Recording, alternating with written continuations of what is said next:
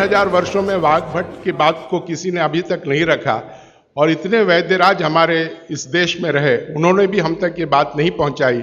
ये एक बहुत ही उलझन पैदा करने वाली बात मेरे मन में आई। अब मुझे लग रहा है कि जहाँ कहीं भी वाग्भट जी रहे होंगे, उनका मन बड़ा दुखी हुआ होगा, और वो राजीव भाई के शरीर में प्रविष्ट कर गए, और आज 21वीं सदी के वाग्भट के रूप में हमारे सामने मौजूद हैं। मैं आप सबसे आग्रह करूँगा कि तालियों की गड़गड़ाहट से उनका स्वागत करें। परम पूज्य साध्वी जी को सादर वंदन। महर्षि वाग्भट जी के सूत्रों पर जो पिछले 4 दिनों से चर्चा हो रही है, उन सूत्रों में आज मैं आपसे चिकित्सा विषय की बात शुरू करूंगा। मैंने आपको सबसे पहले दिन बताया था कि महर्षि वाग्भट कहते हैं कि जिंदगी में 85% बीमारियों को हर व्यक्ति स्वयं ठीक कर सकता है। तो अब तक जो मैं बात कर रहा था कल तक, वो 85% वाला हिस्सा था। इसमें से आपको कोई भी बात ऐसी नहीं लगी होगी जो किसी विशेषज्ञ की मदद से करनी पड़े। अब तक मैंने जितना भी आपको बताया है वो सब इतनी सरल और सहज बातें हैं जो आप स्वयं कर सकते हैं। आज मैं आपको 15% वाले हिस्से की बात करूंगा। जो बचा हुआ 15% हिस्सा है जिसमें किसी विशेषज्ञ की जरूरत है, वो वाली बात आपसे शुरू करूंगा। लेकिन आज आप महसूस करेंगे व्याख्यान खत्म होने के बाद कि अरे ये 15% भी हम कर सकते हैं। वाग्भट जी की यही खूबी है, वो ये मानते हैं कि दुनिया का हर व्यक्ति विशेषज्ञ हो सकता है। और वो ये भी एक जगह लिखते हैं कि मैं अकेला वाग्भट नहीं, मेरे बाद और भी हो सकते हैं। वो ये कहते हैं कि जो व्यक्ति भी अपने शरीर का सूक्ष्म अवलोकन कर सके, ऑब्जर्वेशन, सूक्ष्म माइक्रो लेवल पे, वो सभी विशेषज्ञ हो सकते हैं। तो विशेषज्ञ चिकित्सा के स्तर पर आज मैं उनका एक अध्याय आपके सामने लेता हूं। ऐसे उन्होंने लगभग 40 से ज्यादा अध्याय लिखे हैं, उसमें से एक मैं शुरू करता हूं। वाग्भट जी ये कहते हैं कि जब विशेषज्ञ चिकित्सा की बात आए, गंभीर रोग जैसे कैंसर है, डायबिटीज है, अर्थराइटिस है, तो इसमें वो कहते हैं कि भगवान ने, प्रकृति ने ऐसी व्यवस्था बनाई है कि विशेष गंभीर रोगों की चिकित्सा भी आप बहुत आसानी से, सहजता से कर सके। उसमें से उन्होंने एक जगह लिखा है कि इस पूरे ब्रह्मांड में, पूरी प्रकृति में ऐसी कई चीजें हैं जो एक साथ वात, पित्त और कफ तीनों को ठीक करने की शक्ति रखती है, एक साथ। बहुत कम चीजें ऐसी हैं प्रकृति में जो वात, पित्त, कफ तीनों को एक साथ ठीक रखें। कुछ चीजें ऐसी हैं जो वात को अच्छा रखेंगी, कुछ चीजें ऐसी हैं जो पित्त को अच्छा रखेंगी, कुछ चीजें ऐसी हैं जो कफ को अच्छा रखेंगी। वात को अच्छा रखने वाली सबसे अच्छी चीज जो आपके घर में है वो है तेल। तेल तेल वो जिसमें आप सब्जियां बनाते हैं, तेल वो जिसमें आप सब्जियां बनाते हैं। तो सबसे अच्छी चीज वो बोलते हैं कि तेल है, जो वात को हमेशा समभाव में रखता है, समानता में रखता है, वात को बढ़ने नहीं देता। लेकिन उन्होंने एक शब्द पर जोर दिया है कि तेल का माने शुद्ध तेल। अब ये शुद्ध तेल उन्होंने लिखा 3500 साल पहले। आज के विश्लेषण में अगर हम ध्यान दें तो शुद्ध तेल का माने तेल की घानी से निकाला हुआ सीधा सीधा तेल, बिना कुछ मिलाए हुए सीधा सीधा तेल, कोई भी मशीन से निकाला हुआ सीधा सीधा तेल, उसमें कुछ नहीं मिलाया, मतलब नॉन रिफाइंड तेल। नॉन रिफाइंड तेल।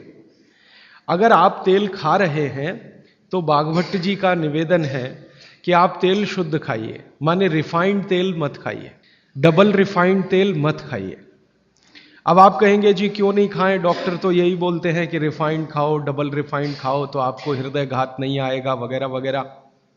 ये जो रिफाइंड तेल है, मैंने इनको देखा है कैसे रिफाइंड किया जाता है। आप भी देख लें, कभी मौका मिले तो बहुत अच्छा होगा।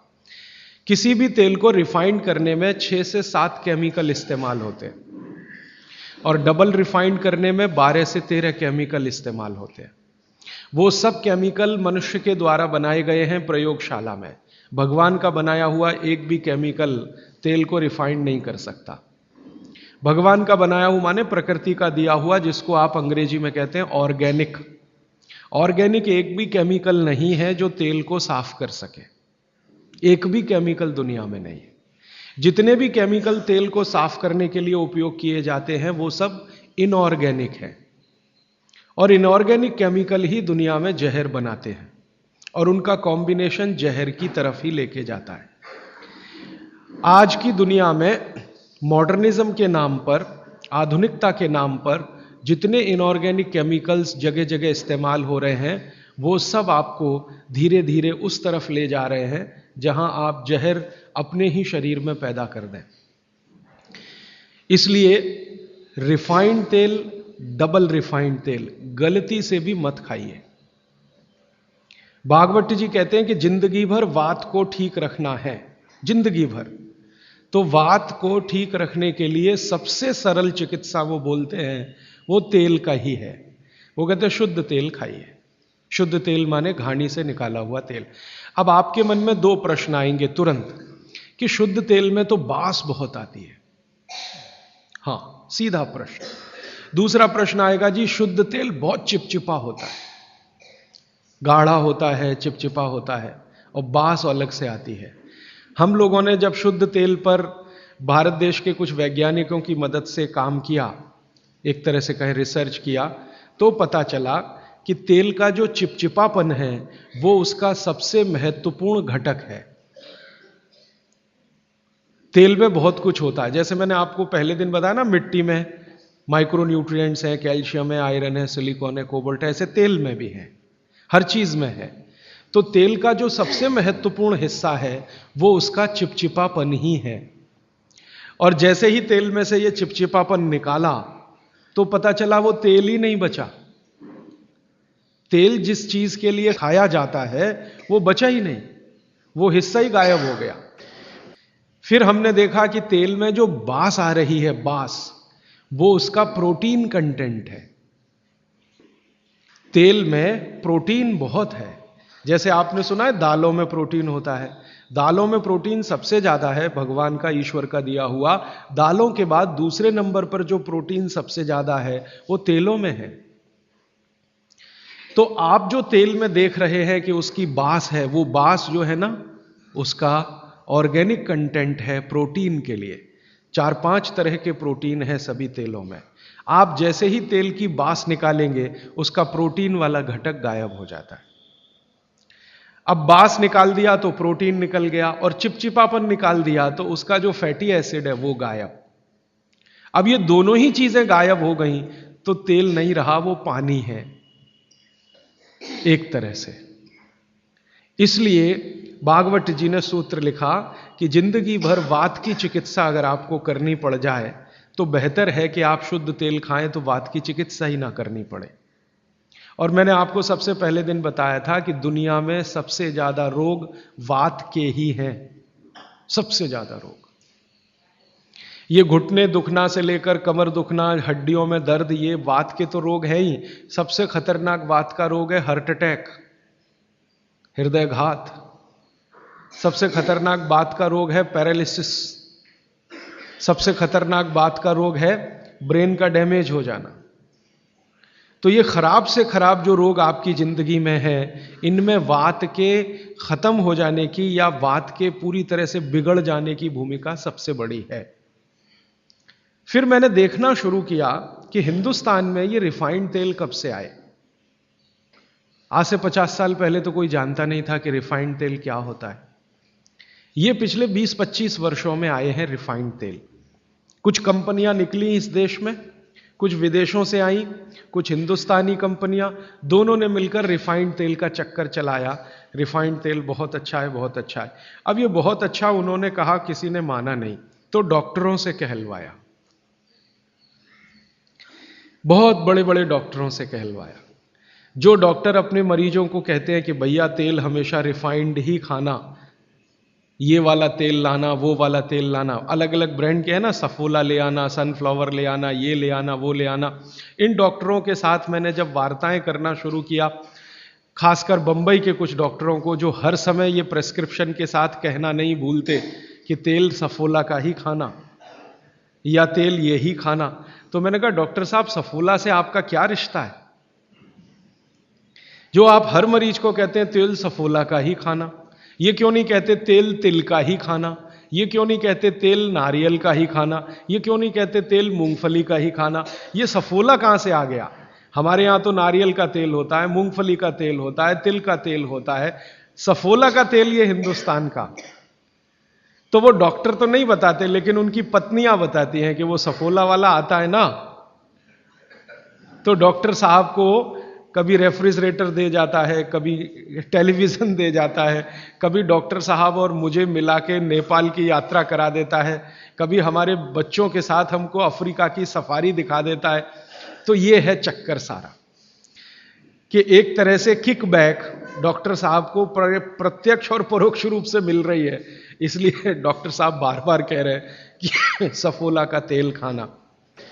अब ये सफोला का तेल हमने लेकर टेस्ट किया लेबोरेटरी में, सूरजमुखी का तेल जो अलग अलग ब्रांड का है वो टेस्ट किया लेबोरेटरी में, दिल्ली में all India institute of medical sciences के कई डॉक्टरों को इसमें इंटरेस्ट हुआ कि बात तो ये गहरी है, इस पे काम करके देखना चाहिए। तो वो डॉक्टरों ने जो कुछ भी निकाल के दिया है रिसर्च के रूप में, है तो बहुत मोटा हिस्सा, अगर बात करूं तो बहुत दिन बीत जाएंगे, उसका निष्कर्ष एक वाक्य में बता देता हूं कि तेल में जैसे ही आप बांस को निकालेंगे और उसका चिपचिपापन हटाएंगे, वो तेल ही नहीं रहता, तेल के सारे महत्वपूर्ण घटक निकल जाते हैं।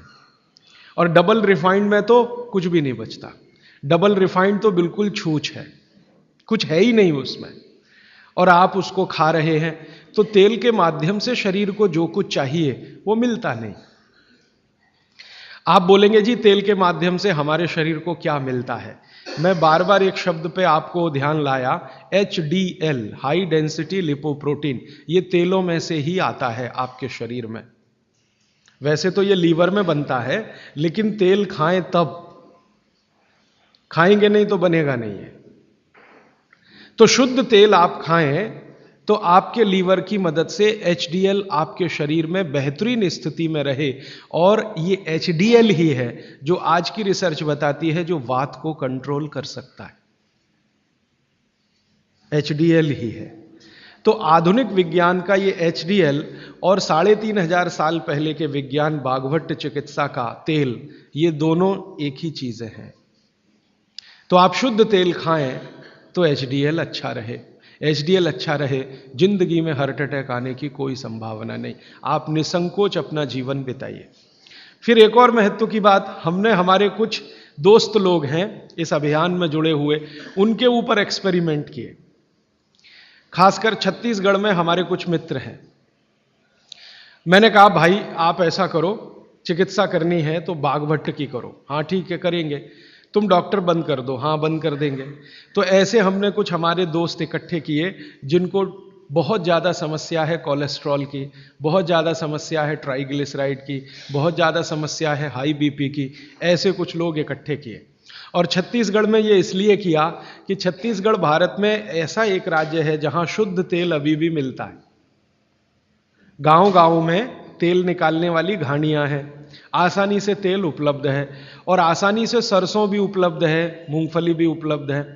तो वहां करने का ये एक ही प्रयोजन था और ये लगभग हम 3-3.5 साल से कर रहे हैं। अभी भी ये चालू है, हमारा काम बंद नहीं हुआ है।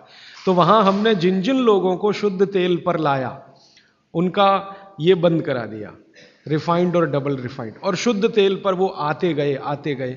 अभी उनकी स्थिति ये है कि जब हम उनको डॉक्टर को दिखाते हैं और पुरानी रिपोर्ट लेके जाते हैं कि देखो 3 साल पहले इनकी ये रिपोर्ट थी, कोलेस्ट्रॉल इतना, ट्राइग्लिसराइड इतना, ये इतना, तो डॉक्टर कहता है ये रिपोर्ट में तो 8 दिन के ज़्यादा जिंदा नहीं रहना चाहिए, हार्ट अटैक आना ही चाहिए और मरना ही चाहिए, लेकिन आप बचे कैसे हैं?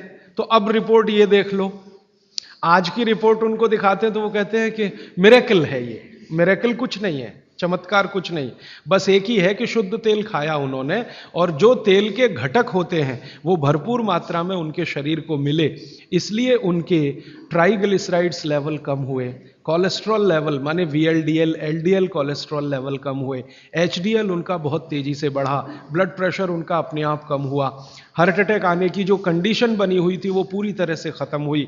और अब इतना काम करने के बाद मुझे ये कॉन्फिडेंस हो गया है कि उनमें से 2 हमारे कार्यकर्ता तो ऐसे हैं जिनको हार्ट में भयंकर ब्लॉकेज थे, अभी चेक कराएंगे तो वो ब्लॉकेज भी नहीं मिलेंगे। ये आया रिपोर्ट, और बागवट जी का देखकर फिर मैंने देखना शुरू किया। आप भी जरा पुरानी चीजें याद करिए, 20 साल पहले की, 25 साल पहले की, तो हमारे घरों में बहुत सारी चीजों में बहुत बार तेल का उपयोग होता था, और तेल के साथ घी का उपयोग तो और भी ज्यादा होता था। तेल और घी एक ही कैटेगरी मान लें आधुनिक विज्ञान के हिसाब से, वैसे आयुर्वेद के हिसाब से दोनों अलग कैटेगरी हैं, लेकिन 1 मिनट के लिए मान लें हम, कितने बार हम घी का उपयोग करते थे घरों में। शीरा बना रहे हैं, हलवा बना रहे हैं, बिना घी के बन नहीं रहा है, दाल में घी खा रहे हैं, रोटियों पे घी खा रहे हैं, सब्जियों में घी खा रहे हैं, और फिर सब्जियां तेल में बना रहे हैं। आप जरा कल्पना तो करिए, कितनी जगह तेल तेल तेल, कितनी जगह घी घी घी। और 40 साल पहले मैंने तो नहीं सुना, पता नहीं आपने सुना, मेरे पिताजी को मैं पूछता हूं कि कितने हार्ट अटैक होते थे, तो मेरे पिताजी कहते हैं अपने परिवार में तो एक भी नहीं हुआ। शायद आप 40 साल पहले के अपने परिवारों को देखें तो आपको भी पता चलेगा किसी को नहीं हुआ। तो जब उतना हम तेल और घी उपयोग कर रहे थे अपने दैनिक जीवन में, हमको हार्ट अटैक नहीं हो रहे थे। ये पिछले 10-12 वर्षों में क्या ऐसा हो गया जो इतने हार्ट अटैक हो रहे हैं। परसों किसी ने मुझे कहा कि 17 साल के एक बच्चे ने हार्ट का ऑपरेशन कराया अभी यहां चेन्नई में, अपोलो में या पता नहीं कहां। अब 17 साल की उम्र में आपको बाईपास करवाना पड़े, एंजियोप्लास्टी करानी पड़े, ये तो दुखद स्थिति है। और ये दुखद स्थिति बहुत दिन समझने के बाद पैदा हुई है रिफाइंड तेलों से, डबल रिफाइंड तेलों से। तो भागवत सूत्र के अनुसार आज मैं आपको विनती करता हूं कि जिंदगी भर वात की बीमारियों से अगर बचना है आपको, तो तेल शुद्ध खाइए, तेल एकदम शुद्ध खाइए। अब आपका तुरंत अगला प्रश्न आएगा, जी चेन्नई में मिलता नहीं, दुनिया में ऐसी कोई चीज नहीं है जो कहीं ना मिले। अर्थशास्त्र ये कहता है कि आप डिमांड खड़ी करो, हर चीज की सप्लाई होती है। जब रिफाइंड और डबल रिफाइंड तेल बिक सकता है तो शुद्ध तेल भी यहीं मिलेगा। आप जितने लोग यहां बैठे हैं, अगर आप ही आज संकल्प कर लें कि हम तो शुद्ध तेल ही खाएंगे, कल से देखना बहुत सारी यहां ऑयल मिलें लग जाएंगी, तेल निकालने वाली मिलें लग जाएंगी। और अब घानी लगाना बहुत ही आसान है। पहले एक जमाना था जब घानी लगाओ तो खर्चा बहुत होता था, अब तो 20-25 हजार रुपए की छोटी मशीन आती है और उसी मशीन में सब तरह के तेल निकल सकते हैं। अलग अलग मशीन भी लगाने की जरूरत नहीं। आप चाहें तो घानी भी लगा सकते हैं, वो तो 18-20 हजार की ही आती है, बैल से चलने वाली घानी, वो अब महंगी नहीं रह गई है और बहुत आसानी से तेल निकल आता है। तो इसलिए आप तेल शुद्ध की तरफ बढ़ जाइए। और मैं आपको जो रिसर्च कहती है वो कह रहा हूं कि जिस तेल में चिपचिपापन जितना ज्यादा होगा वो आपके लिए उतना ही उपयोगी है, जिस तेल में बास जितनी ज्यादा होगी वो उतनी ही उपयोगी है। सरसों के तेल के बारे में सारे डॉक्टर्स ऑल इंडिया इंस्टीट्यूट के जो रिसर्च कर चुके हैं वो ये कहते हैं, सरसों के तेल का डब्बा मुंह पे लगाओ और जो आंख में से आंसू तुरंत ना निकलें तो समझ लो वो नकली है। उसकी इतनी तेज बास आएगी कि आंख से आंसू निकल ही आएंगे, नाक चलना आपकी शुरू हो ही जाएगी। वो कहते हैं वो उसके शुद्धता की गारंटी है। तो आप इसको अपने जीवन में ध्यान रखें। वात के रोगों को जीवन भर चिकित्सा करनी है तो तेल की मदद से ही सबसे ज्यादा उपयोगी है। और तेल खाने के तरीके आप सब जानते हैं, उन्हें बताने की जरूरत नहीं है कि सब्जी में कितना तेल डालना, दालों में या आपके दूसरे भोजन पकवानों में तेलों का किस तरह से उपयोग करना। मैंने ये देखा हिंदुस्तान में कि हमारे यहाँ तीज त्योहार होते हैं और हर तीज त्योहार में कुछ खास तरह के व्यंजन और पकवान बनते हैं। मैंने ये देखा है कि कुछ खास तरह के त्योहार में कुछ खास तरह का तेल उपयोग हो रहा है, दूसरे तरह के त्योहारों में दूसरे तरह का तेल उपयोग हो रहा है। उसके पीछे बड़ा साइंस है, बहुत बड़ा साइंस है, बहुत बड़ा विज्ञान है। वो विज्ञान ये है कि जैसे मान लीजिए होली के आसपास के त्योहार, चैत्र के महीने के त्योहार, फागुन और चैत्र के महीने के त्योहार। अब फागुन और चैत्र के महीने के त्योहारों में जो जो पकवान बन रहे हैं, आप उन पर अगर नजर डालें तो वो उस मौसम के हिसाब से बहुत ही अनुकूल है। दिवाली के आसपास के जो तीज त्योहार हैं, नवंबर दिसंबर के या अक्टूबर नवंबर के, उनमें जो पकवान बन रहे हैं वो खास तरह के प्रिपरेशन है, बहुत गहरा विज्ञान है। कभी मौका मिला तो इस पे अलग से ही बात करूंगा कि त्योहारों में पकाए जाने वाले जो व्यंजन हैं वो हमारे शरीर को किस तरह की मदद कर रहे हैं। हमारे वैज्ञानिकों ने, माने महर्षियों ने, ये देखा कि जीवन के दिनों में, माने अगर ठंड के दिन है तो शरीर में क्या प्रकोप ज़्यादा है, बरसात के दिन है तो शरीर में क्या प्रकोप ज़्यादा है, गर्मी के दिन है तो शरीर में कौन सा प्रकोप ज़्यादा, प्रकोप माने वात पित्त कफ, ये तीन ही तरह के, तो उनको संयमित रखने के लिए कौन सी चीज़ें प्रकृति ने दी हैं, तो व्यंजनों में वही चीज़ें डाली गई हैं। जैसे अब मैं आपको थोड़ा और स्पष्ट करता हूं, यह बात अमूर्त है लेकिन अब थोड़ी मूर्त करता हूं। सर्दी के दिनों में जितने भी त्योहार आप मनाते हैं या जितने भी त्योहारों में आप अपने जीवन को लगाते हैं, ये सब त्योहारों में आप देखो भोजन ज्यादा से ज्यादा आपके हिसाब से गरिष्ठ होता है। प्रिपरेशन कुछ इस तरह के होते हैं, जैसे आप तिल खा रहे हैं, सर्दी के दिनों में भरपूर तिल खाया जाता है और तिल के तरह तरह के व्यंजन बनाए जाते हैं। अगर आप गुजरात में रहते हैं तो अड़दिया खाया जाता है, अड़दिया। दुनिया का इससे अच्छा शायद कोई पकवान ना हो, अड़दिया जिसको कहा जाता है, उड़द की दाल का बनता है अड़दिया। ऐसे ही राजस्थान के कुछ इलाकों में विशेष पकवान है, ऐसे उत्तर प्रदेश के इलाकों में कुछ पकवान है। लेकिन अगर महसूस करें तो ये सब भारी हैं, भारी गुरुत्व है इसमें। बागभट्ट जी ने एक शब्द इस्तेमाल किया, गुरुत्व वाले पदार्थ, माने भारी हैं, आसानी से नहीं पचते, धीरे धीरे पचते। अड़दिया तो आसानी से नहीं पचेगा, तिल की चीजें भी आसानी से नहीं पचने वाली हैं। लेकिन जिन दिनों में हम ये खा रहे हैं उन दिनों में शरीर के लिए यही अच्छा है कि कोई चीज आसानी से ना पचे, धीरे धीरे पचे, देर में पचे। क्यों? अब ये ठंडी के दिन होते हैं, तो ठंडी के दिनों में शरीर में पित्त जो है ना थोड़ा कम होता है, पित्त थोड़ा कम होगा, वात ज्यादा बढ़ा हुआ रहेगा और कफ सबसे ज्यादा बढ़ा हुआ रहेगा ठंड के दिनों में। अब कफ सबसे ज्यादा बढ़ा हुआ है तो कफ का असर हमारी जठर अग्नि पर है। अब कफ का असर जठर अग्नि पर है तो जठर अग्नि भी थोड़ी कम रहती है, थोड़ी, जो गर्मियों के दिनों में वो भड़कती है उतनी नहीं होती। तो अगर आपकी जठर अग्नि कुछ कम है, कफ के प्रभाव में है, तो आप भोजन भी ऐसे खाइए जो तुरंत पचने वाले नहीं है, धीरे धीरे पचने वाले हैं, ताकि जठर अग्नि उसके साथ मेल कर ले अपनी गति का। ऐसे समझ लो जठर की गति कम होती है तो खाया जाने वाला खाना भी कम गति से पचने वाला हो तो बहुत अच्छा है। तो सोच समझकर ये तय किया गया कि सर्दी के दिनों में तिल खाना है, सर्दी के दिनों में मूंगफली खानी है, सर्दी के दिनों में गुड़ खाना है, सर्दी के दिनों में घी सबसे ज़्यादा खाया जाता है। और आपने अक्सर वैद्यों से सुना होगा सेहत बनानी है तो यही दिन सबसे अच्छे हैं, माने खूब अच्छा अच्छा खाओ। और भगवान का दिया हुआ भी इन महीनों में भरपूर होता है। तिल भी इन्हीं महीनों में आते हैं, मूंगफली भी नई इन्हीं महीनों में आती है, चने भी इन महीनों में नए आते हैं। तो अच्छा खाना खाने का समय यही माना जाता है सर्दियों का। और अच्छा खाना वो जो गुरुत्व वाला है, गुरुत्व वाला वो जो थोड़ा धीरे धीरे धीरे धीरे पचता है। तो कितना बड़ा मेल बिठाकर हमारे लोगों ने हमारे व्यंजनों को त्योहारों के साथ जोड़ा। गर्मी के दिनों में उल्टा होता है, गर्मी के दिनों में आपका पित्त भड़कता है, माने अग्नि तीव्र है, तो आप ऐसा खाना खाओ जो जल्दी हजम हो जाए। बारिश के दिनों में सम रहता है, पित्त जो है बहुत ही कम होता है, तो बारिश के दिनों में यह कहा जाता है कि भैया सबसे हल्का खाना खाओ बारिश के दिनों में, क्योंकि पित्त उस समय सबसे कम है। और कई बार तो कहते हैं जी एक ही बार खा लो तो अच्छा है बारिश के दिनों में। और जैन समाज वाले तो जानते हैं कि बारिश के दिनों के खाने में बहुत रिस्ट्रिक्शन है। क्यों जी? ऐसा खाना तो आप खा ही नहीं सकते जिसमें पानी बहुत हो, क्योंकि शरीर में ही पानी बहुत होता है उस समय, प्रकृति के हिसाब से शरीर चलता है।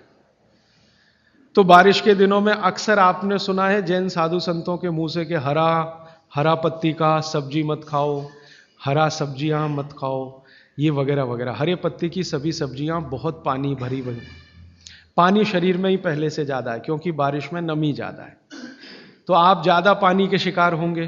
ज्यादा पानी भी अच्छा नहीं है, कम पानी भी अच्छा नहीं है। तो इसलिए साधु संत जो कहते हैं वो भी कुछ विज्ञान के आधार पर कहते हैं। बस अंतर इतना ही है कि हमारे दिमाग में क्यों इतना गहरा घुसा हुआ है कि जब तक क्यों एक्सप्लेन कोई नहीं करता हम ना उसकी बात सुनते हैं ना मानते।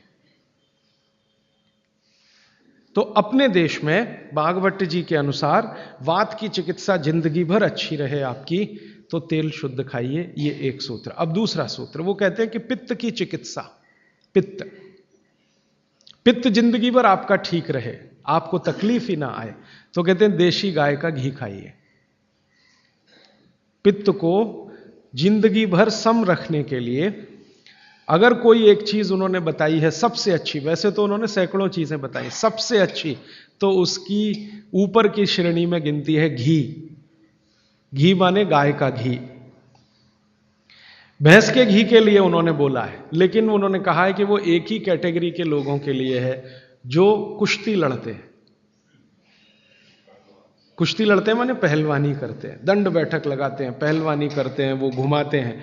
इनके लिए उन्होंने कहा है कि ये गाय का घी कभी ना खाएं, ये भैंस का ही घी खाएं, क्योंकि होना ही उनको भैंस के जैसा है। आपके लिए नहीं है, आप सदगृहस्थ हैं, ना आपको कुश्ती लड़नी है, ना आपको पहलवानी करनी है, ना आपको दंड बैठक लगानी है, ना आपको रेस जीतनी है, आपको तो जीवन अपना चलाना है ठीक तरीके से। तो आपके लिए है गाय का घी। और पहलवान जो कुश्ती लड़ रहे हैं, अखाड़े में दंड बैठक लगा रहे हैं, मुगदर घुमा रहे हैं वगैरह वगैरह, इनके लिए है भैंस का घी। भागवत जी कहते हैं कि वो अगर गाय का घी खाएंगे तो बीमार पड़ेंगे, और आपने अगर भैंस का घी खाया तो आप तकलीफ में आएंगे। तो जिंदगी भर पित्त आपका ठीक रहे, पित्त से होने वाली बीमारियां ना हो, तो आप गाय का घी खाते रहिए। और तीसरी बात जो कहते हैं कफ को जिंदगी भर शांत रखना है, शमित रखना है, सम अवस्था में रखना है। तो सबसे अच्छी चीज जो उन्होंने बताई है, वैसे तो सैकड़ों हैं लेकिन मैं सबसे अच्छी चीज पहले बता रहा हूं, वो कहते हैं नंबर 1 की चीज है कफ को शांत रखने के लिए, वो है गुड़। और ऑब्लिक करके उन्होंने एक चीज बताई है, शहद। तो वो कहते हैं कि जो शहद खा सकते हैं वो शहद खाएं, जो नहीं खा सकते वो गुड़ खाएं। अब आप में से जो जैन सिद्धांतों का पालन करने वाले हैं उनके लिए है गुड़, और जो जैन सिद्धांतों का पालन नहीं करते वो शहद भी ले सकते हैं।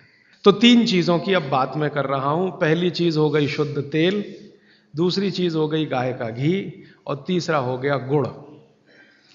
उल्टे से शुरू करता हूं, गुड़ कफ को कैसे शांत रखेगा। आधुनिक विज्ञान की जानकारी कुछ मैं आपको इसमें जोड़ना चाहता हूं।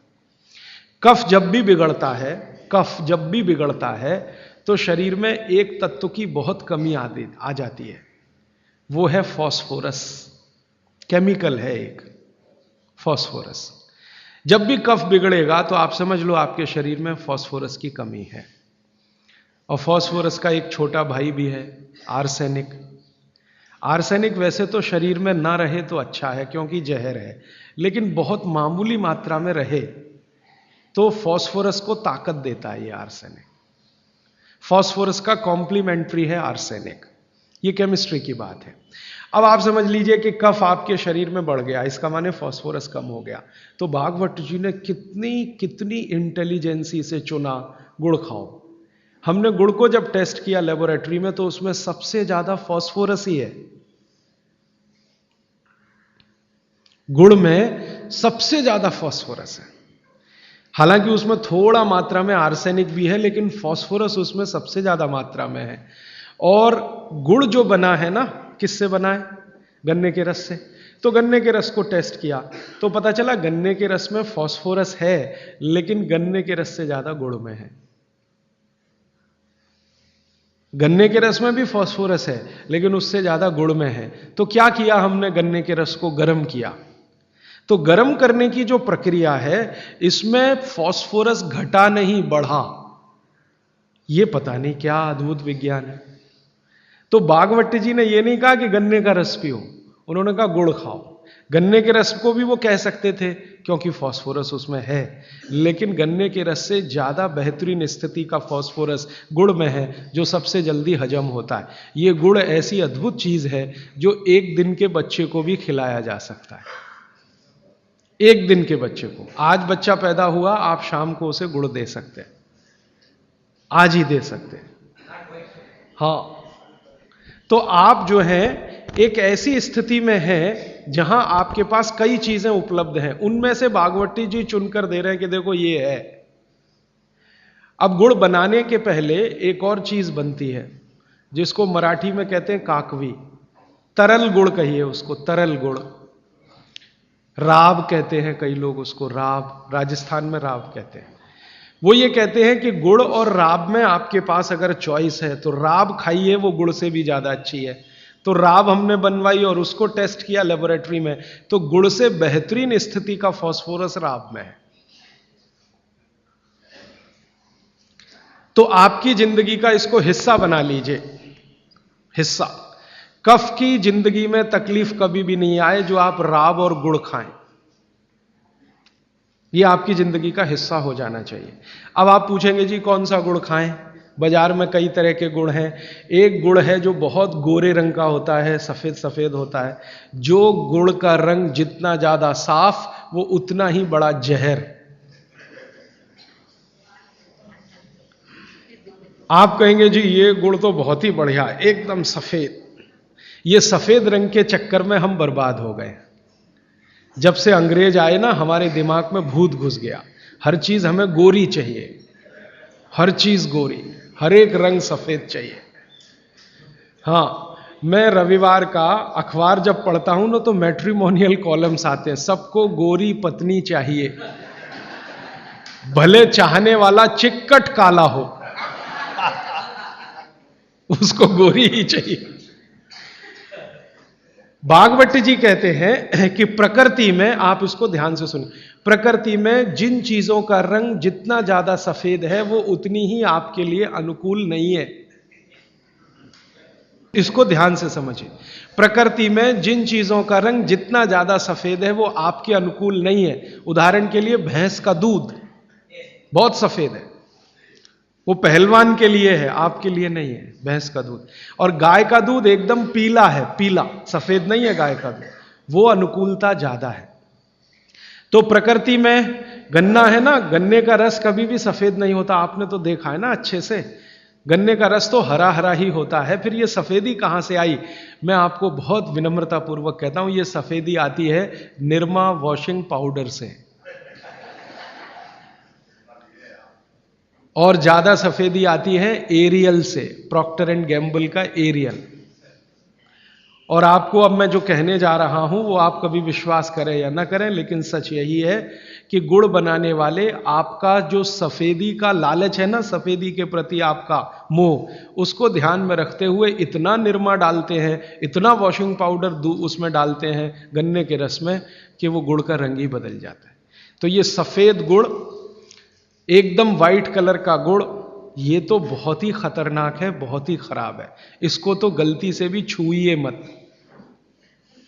तो फिर आप कहेंगे जी गुड़ कौन सा अच्छा है? गुड़ का जो नेचुरल कलर है वो वही है जो चॉकलेट का होता है।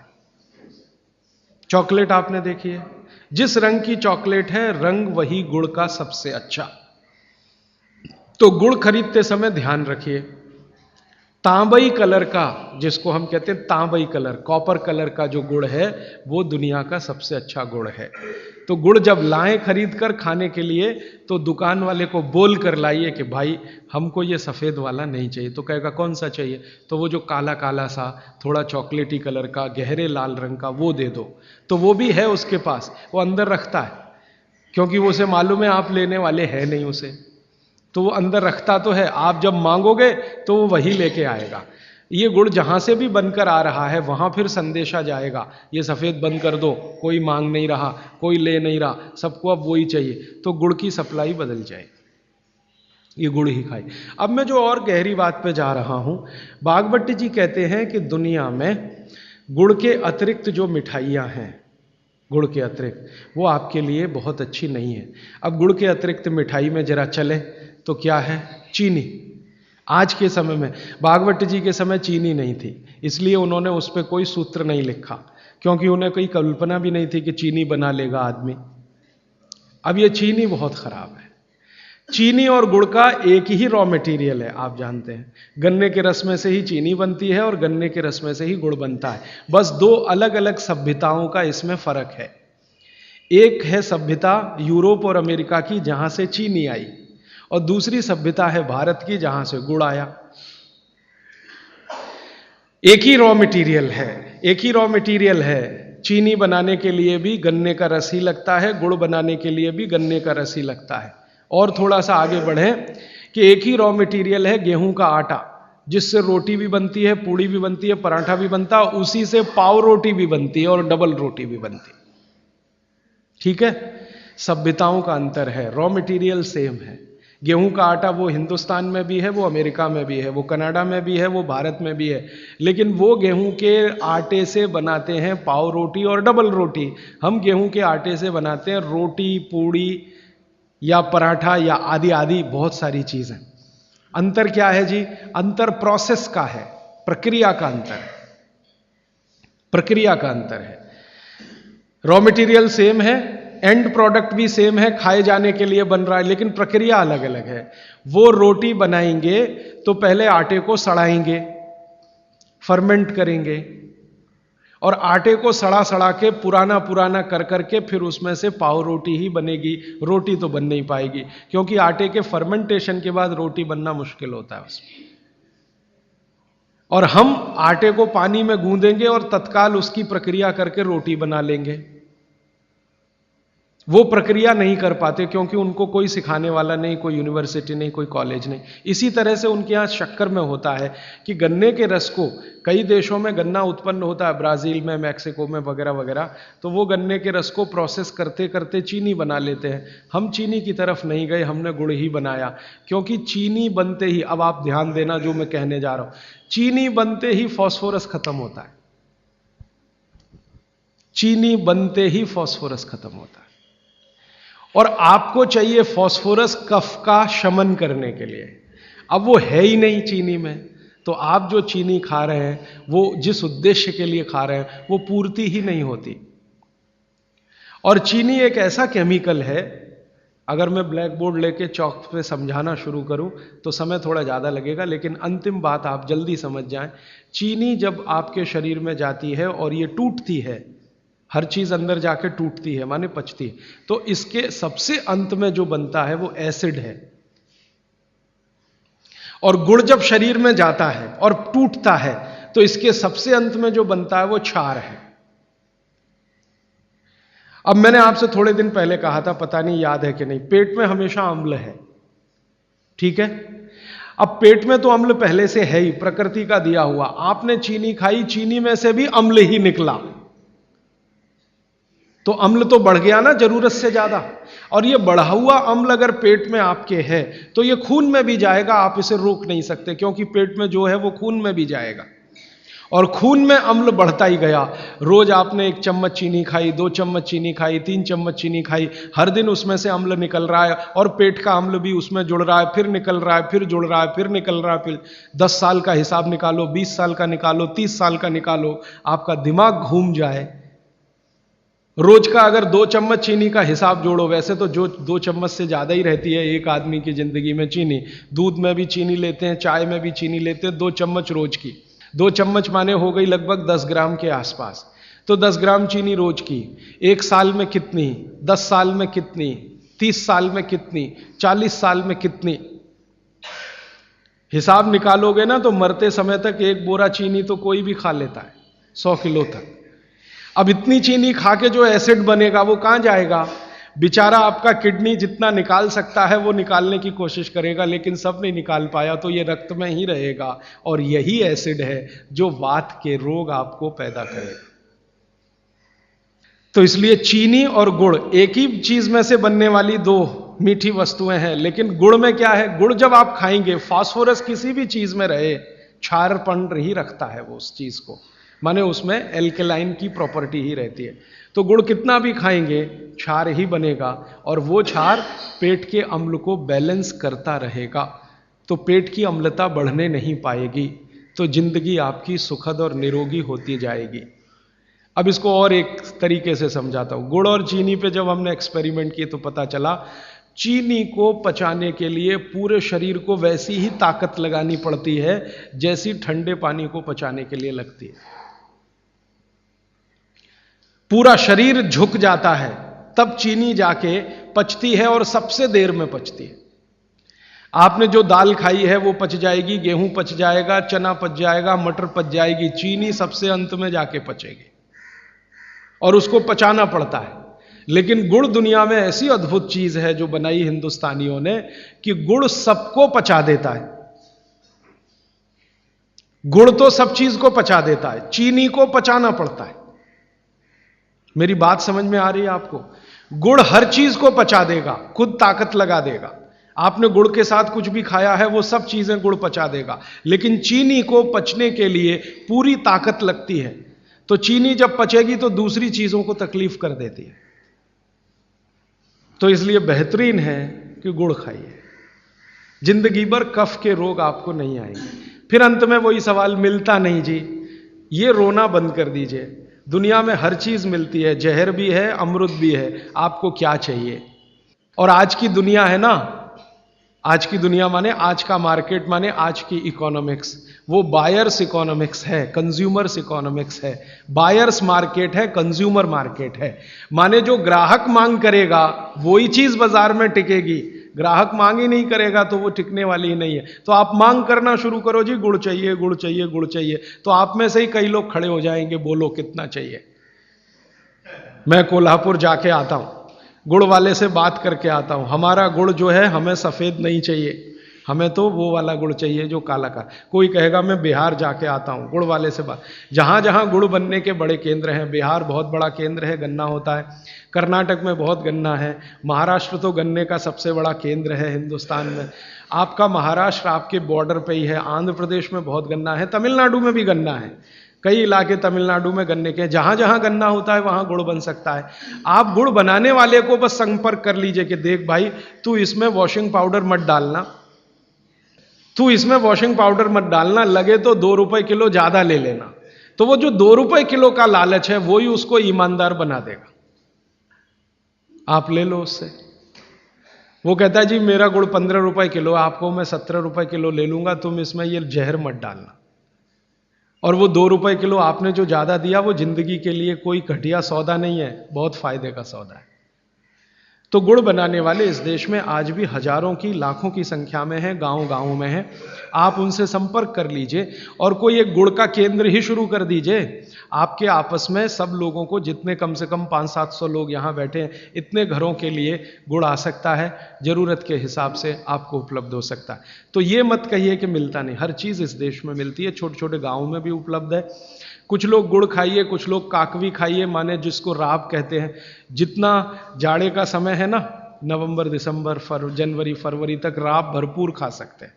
दही में राब खाइए, दूध में राब खाइए, हलवा राब का बनाइए, गुड़ का हलवा बनाइए, गुड़ दही में खाइए, गुड़ दूध में खाइए।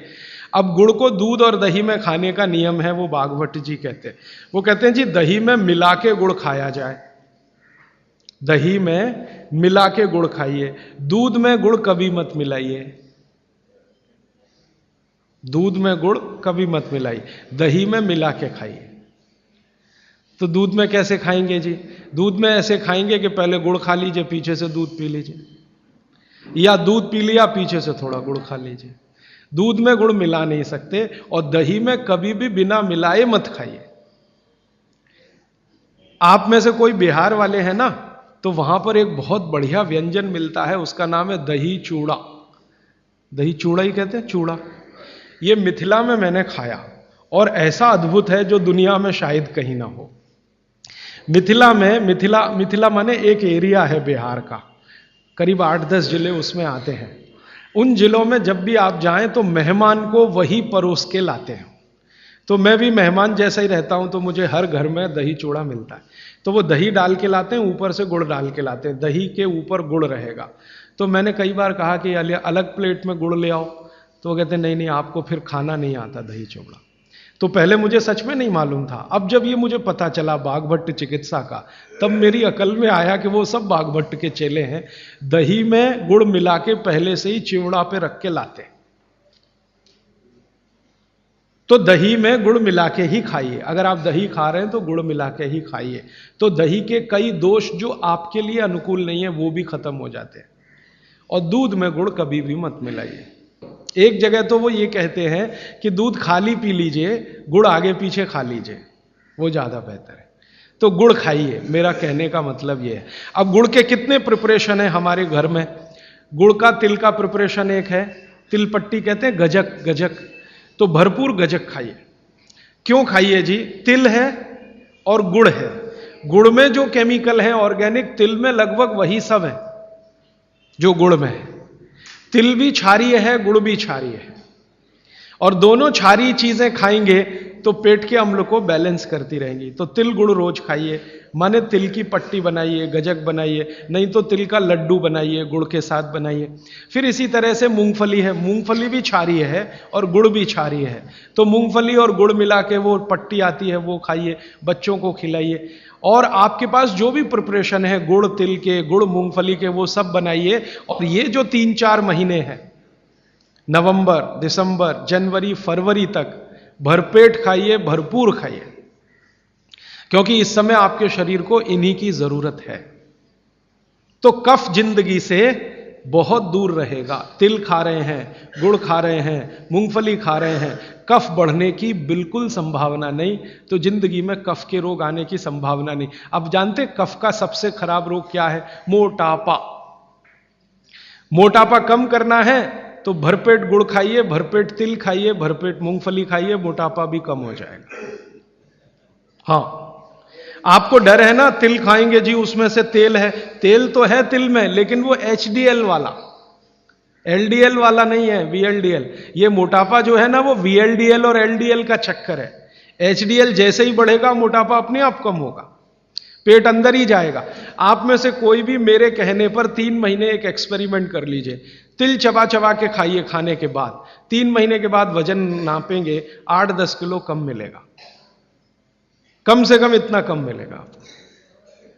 खाना खाया, खाने के बाद आप सौंफ खाते हैं ना, सौंफ की जगह तिल खाइए। और काला खाया तो और ज्यादा वजन कम मिलेगा। काला तिल एक है, सफेद, काले की गुणवत्ता सफेद से भी ज्यादा है। लेकिन ये इन्हीं 4 महीनों में, गर्मी में अगर आपने यही तिल खाया तो प्रॉब्लम आएगी। भागवत जी कहते हैं कि तिल खाने का सबसे अच्छा समय वही है जो आज चल रहा है, ये फरवरी तक चलेगा। तो फरवरी तक, और कभी बहुत ज्यादा लिबरल हो तो होली के दिन तक वो कहते हैं तिल खाने का समय है। होली होते ही तिल कम करिए या खत्म करिए। फिर कुछ और चीज आएगी, वो क्या आएगी वो मैं बता दूं, लेकिन आप ये करके देख लीजिए। 4 चीजों को ज्यादा उपयोग आप करेंगे, वजन आपका कम होता जाएगा, पेट का अम्ल कम होता जाएगा, घुटनों के अंदर का जो कई बार कहते हैं ना डॉक्टर, यूरिक एसिड जमा हो गया जी, यूरिक एसिड। यूरिक एसिड क्या है? अम्ल ही तो है। तो ये यूरिक एसिड आपको कम करना है, तो गांठ के सब जो माने जोड़ों के दर्द आपको कम करने हैं, तो इनके लिए ये सब चिकित्सा बताई है। तिल है, गुड़ है, और मैंने एक चीज बोली थी कि अगर आप जैन नहीं हैं तो शहद है। शहद में भागवत जी कहते हैं छोटी मधुमक्खी का शहद, बड़ी का नहीं। तो शहद लाएं तो उसको पूछ लीजिए। तो एक हिस्सा हो गया कफ का। अभी दूसरा पित्त का हिस्सा। पित्त का हिस्सा बहुत क्लियर है, एकदम स्ट्रेट फॉरवर्ड है कि घी ज्यादा खाएंगे पित्त आपका हमेशा सम रहेगा। और ज्यादा घी खाने का जो समय है वो बारिश के दिनों में और ये जो गर्मी के दिन होते हैं ना, उस समय घी ज्यादा खाइए ताकि पित्त को कंट्रोल करके रखें। और वात के लिए मैं पहले ही बता चुका हूं, शुद्ध तेल। अभी ये जितनी बात है आप सोचो कितनी सरल है। बस हमें अपनी जीवन शैली में थोड़ा बदलाव करना है। जीवन शैली में बदलाव से पहले मन में संकल्प लेना है कि जी हम तो ऐसे ही चलेंगे, दुनिया जिधर जाए जाए, हमें उससे मतलब नहीं, हम तो ऐसे चलेंगे। तो ये 3 चीजें अगर आपने देख ली तो बहुत अच्छा है। अब थोड़ा आगे चलें। अब और दूसरी चीजों पे मैं चलता हूं कि और कौन कौन सी चीजें हैं जो आपके आसपास हैं और आपके वात पित्त कफ तीनों को सम पे लाने में मदद कर सकती है। ये तीनों समभाग में रहें तो अच्छा होता है। और कौन कौन सी चीजें हैं? तो भागवत जी कहते हैं रसोई के बाहर जाने की जरूरत ही नहीं, सब वहीं है। भागवत जी ने एक सूत्र लिखा है, दुनिया का सबसे बड़ा औषधि केंद्र हमारा रसोई घर है। सबसे बड़ा औषधि केंद्र रसोई घर है। अब दुर्भाग्य से हम रसोई में जिनको मसाला कहते हैं ना, मसाला, वहां मसाला कुछ नहीं है, सब औषधि है। मसाले का और औषधि का अंतर मालूम है? ये मसाला तो शब्द ही भारत का नहीं है, पहले तो ये बता दूंगा। ये अरबिक शब्द है, फारसी से अरबी में आया, अरबी से हमारे घुस गया, हिंदी में और जगह जगह घुस गया। ये विदेशी आए तो ये शब्द भी आया। हिंदुस्तान में 17वीं 18वीं शताब्दी का साहित्य जब मैं पढ़ता हूं, तो जब तक मुगलों का राज्य रहा तब तक मसाले शब्द का बहुत उपयोग है। मुगलों के राज्य के पहले एक भी जगह किसी भी शास्त्र में मसाला नहीं है। चरक संहिता पढ़ी मैंने, कहीं भी मसाला नहीं है उसमें। सुश्रुत में कहीं मसाला नहीं है, बागवट की कहीं मसाला नहीं है। पुराने जितने लेखक हुए हैं ना 10वीं शताब्दी के पहले के, कहीं भी किसी ने मसाले शब्द का इस्तेमाल ही नहीं किया। हर जगह है तो औषधि है, औषधि औषधि, जीरा औषधि, धनिया औषधि, ये औषधि के रूप में है। तो इनकी जो प्रॉपर्टीज हैं रसोई घर की, औषधियों की, ये सब आपके चिकित्सा के लिए है।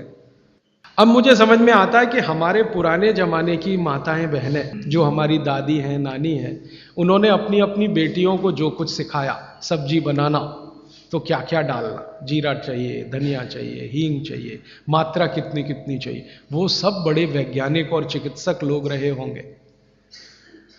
क्योंकि रोज हमारे शरीर में वात पित्त कफ की स्थिति सम और असम होती रहती है। आप जानते हैं सुबह जो है ना वात ज्यादा होता है शरीर में, सुबह सुबह, दोपहर को पित्त ज्यादा होता है, शाम को कफ ज्यादा होता है। तो ये पूरे 24 घंटे में ऊपर नीचे होता रहता है।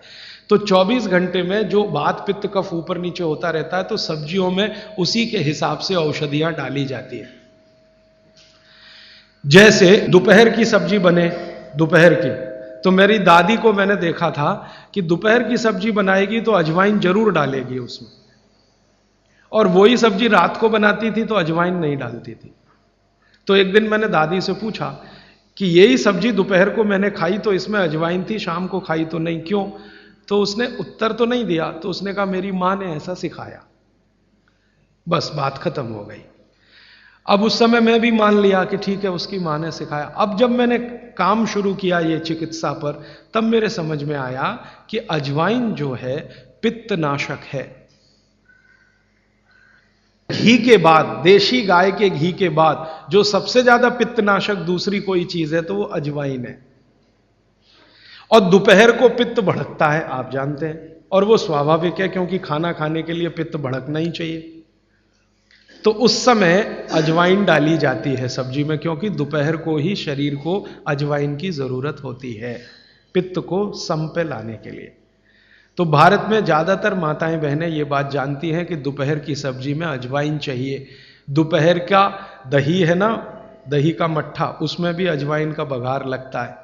दोपहर की जितनी भी चीजें हैं ज्यादातर अजवाइन ग्रस्त होती हैं या अजवाइन से बनती हैं, क्योंकि पित्त को सम पे रखना है।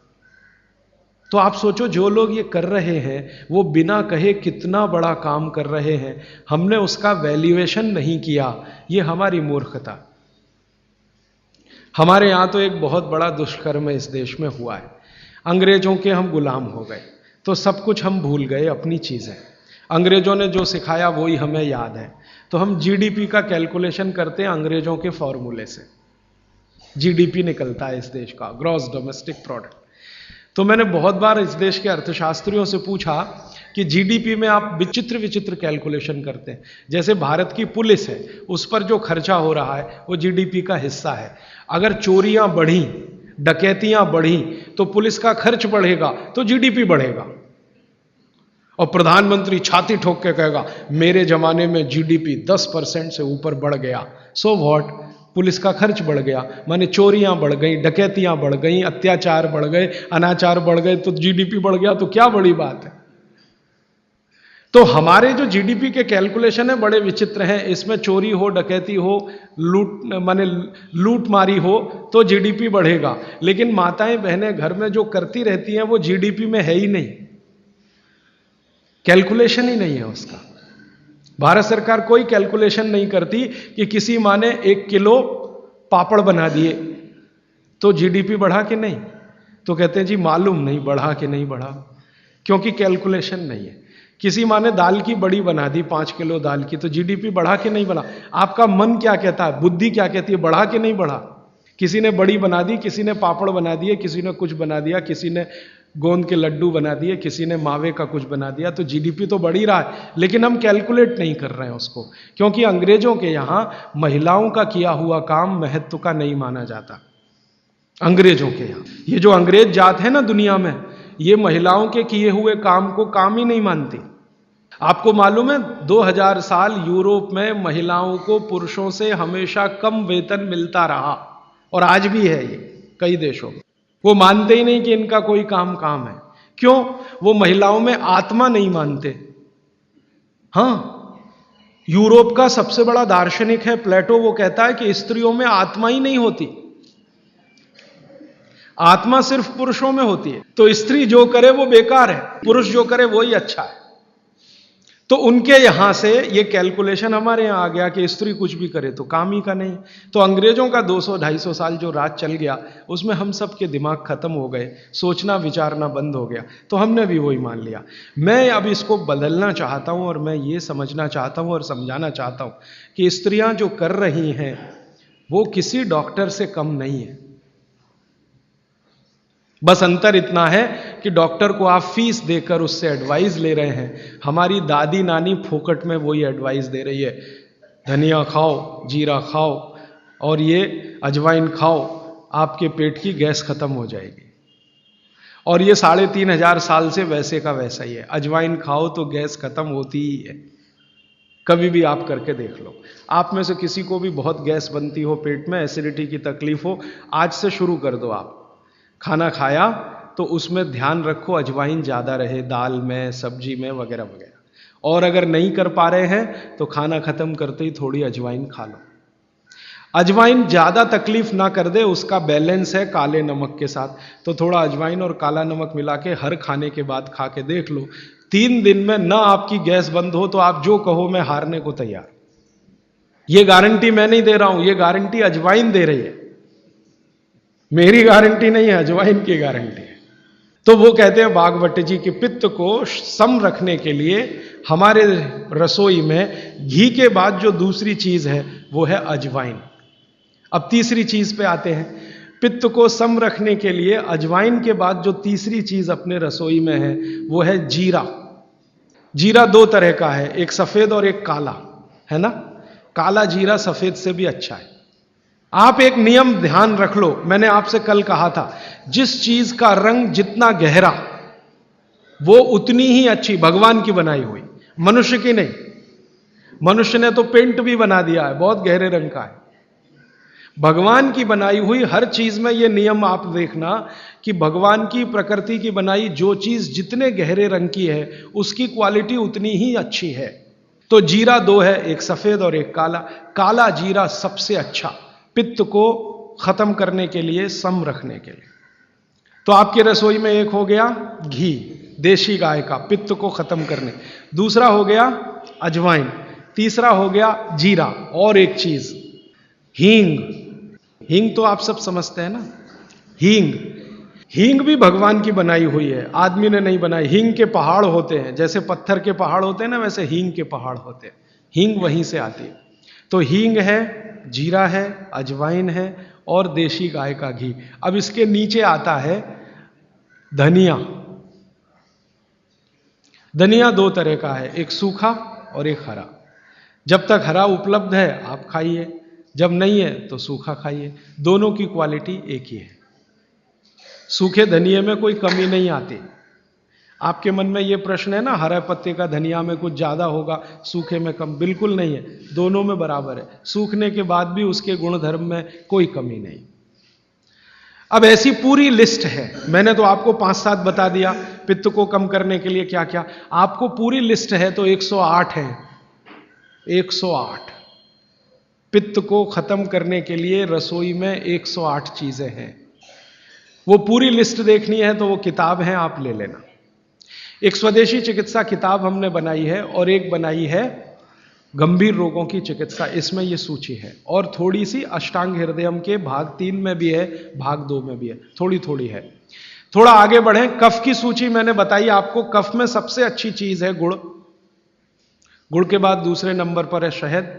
जैन है तो शहद मत खाइए, ये मेरी भी विनती है आपको, क्योंकि नहीं तो मैं पाप का भागीदार बनूंगा जो आपसे कहूं कि शहद खाओ, और मुझे तो मोक्ष में जाना है, तो पाप की गठरी क्यों ला दूं। तो आप जैन हैं तो बिल्कुल शहद मत खाइए। अजैन है माने जैन नहीं है, तो आप कोशिश करिए कम से कम खाएं, ना खाएं तो और भी अच्छा, क्योंकि अपने पास शहद का विकल्प है गुड़। जब गुड़ ना रहे तब सोचें। इसी तरह कफ को कम करने की और क्या चीज है अपने रसोई में? कफ को कम करने की दूसरी जो सबसे अच्छी चीज बताई भागवत जी ने, वो है सौंठ। सौंठ, सौंठ का ही एक दूसरा रूप है अदरक। अदरक से अच्छी है सौंठ। कारण क्या है?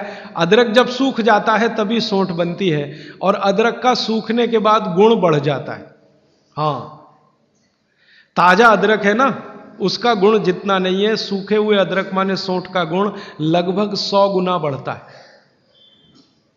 इसलिए सौंठ अदरक से हमेशा अच्छी है। तो कफ खत्म करने के लिए रसोई घर में एक हो गया गुड़, दूसरी हो सौंठ, सौंठ का ऑब्लिक अदरक। अब तीसरी चीज जो सबसे अच्छी, पान। पान माने पान का पत्ता। जो आप पान खाते हैं ना, पान, ये कफ दूर करने की सबसे उत्तम औषधि। लेकिन पान भी वही चक्कर आएगा। कौन सा पान? जो गहरे रंग का। हर चीज में ये नियम है, गहरे रंग का। गहरे रंग का आप उसको कहो जी देशी पान, तो देशी पान। गहरे रंग का पान जिसका रंग बहुत गहरा हरा, एकदम काला जैसा हो तो और भी अच्छा। ये पान कफ नाशक है, बहुत ही जबरदस्त चीज है ये पान। और पान और सौंठ का बेस्ट कॉम्बिनेशन है। पान खा रहे हैं तो सौंठ डाल के खा सकते हैं, अदरक डाल के खा सकते हैं। जैन है तो सौंठ खाइए, नहीं है तो अदरक खाइए। पान, अदरक, सौंठ और ऊपर से आया गुड़। गुड़ भी मिला के पान में खाया जा सकता है। वो आप डालते ना गुलकंद, गुलकंद, गुलकंद। गुलकंद माने क्या है? गुलाब के फूल, उसकी पंखुड़ियां, उसका तो रस या उसका कुछ प्रिपरेशन प्रोसेस से, ये भी सबसे ज्यादा कफ नाशक है। अब आप देखो, जो जो चीजें पान में पड़ रही हैं वो सब कफ नाशक है। पान बनाने वाले सब बाघभट्ट के चेले, बिना जाने ये काम कर रहे हैं। गुलकंद आपको पान में डाल के दे रहे हैं। सौंफ, सौंफ, सौंफ, ये भी कफ नाशक है, सौंफ। फिर उसके आगे मैं बता रहा हूं प्रायोरिटी से, सबसे अच्छा कफ नाशक गुड़, फिर उसके नीचे, फिर उसके नीचे। अब सौंफ के नीचे जिसका नंबर है वो है लौंग। लवंग कहिए, लौंग कहिए, और ऐसे ये सूची बढ़ाते जाएं तो इसमें करीब 100 चीजें हैं जो कफ नाशक हैं हमारे रसोई में। ठीक है, अब आ जाइए वात पर। वात पर मैंने सबसे अच्छी चीज बता दी है तेल, शुद्ध तेल। शुद्ध तेल वात नाशक है। और अब जो दूसरी बात मैं कहने जा रहा हूं, इसको मैं संक्षेप में उपसंहार के रूप में कह रहा हूं कि जिन चीजों में भी पानी की मात्रा ज्यादा हो वो सभी वातनाशक हैं। जिन चीजों में भी पानी की मात्रा ज्यादा हो वो सभी वातनाशक है। जैसे दूध, आप जानते हैं दूध में तो सबसे ज्यादा पानी ही है ना। दूध को फाड़ के देख लो, सॉलिड मटेरियल तो थोड़ा ही निकलता है ना, बाकी तो पानी ही रह जाता है। तो दूध में बहुत पानी है। तो जिन चीजों में पानी ज्यादा है, भागवत जी ने सूत्र ऐसे लिखा है कि पानी युक्त चीजें, जल युक्त चीजें सभी वातनाशक हैं।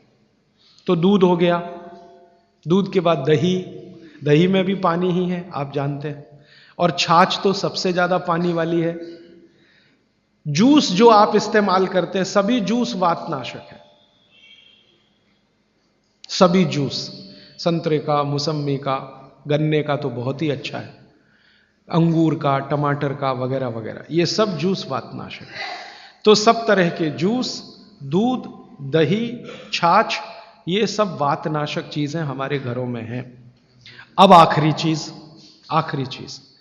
भागवत जी कहते हैं कि वातनाशक, पित्तनाशक और कफनाशक ऐसी चीजें दुनिया में एक साथ मिले हैं, बहुत रेयर, बहुत रेयर।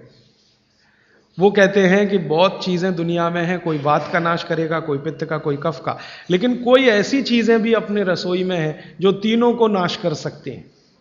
उनमें से नंबर 1 है आंवला। आंवला। फिर दूसरा है हरडे, और तीसरा है बहेड़ा, और तीनों मिला के बनता है त्रिफला। ये जो त्रिफला है ना, भागवत जी इसकी इतनी बढ़ाई करते हैं, इतनी प्रशंसा उन्होंने लिखी है कि खाली त्रिफला पर ही उनके 120 से ज्यादा सूत्र हैं। 120 से ज्यादा अकेले त्रिफला पर। त्रिफला को इसके साथ खाओ, त्रिफला को उसके साथ खाओ, त्रिफला को ऐसे खाओ, त्रिफला को 120 से ज्यादा सूत्र है अकेले त्रिफला पर।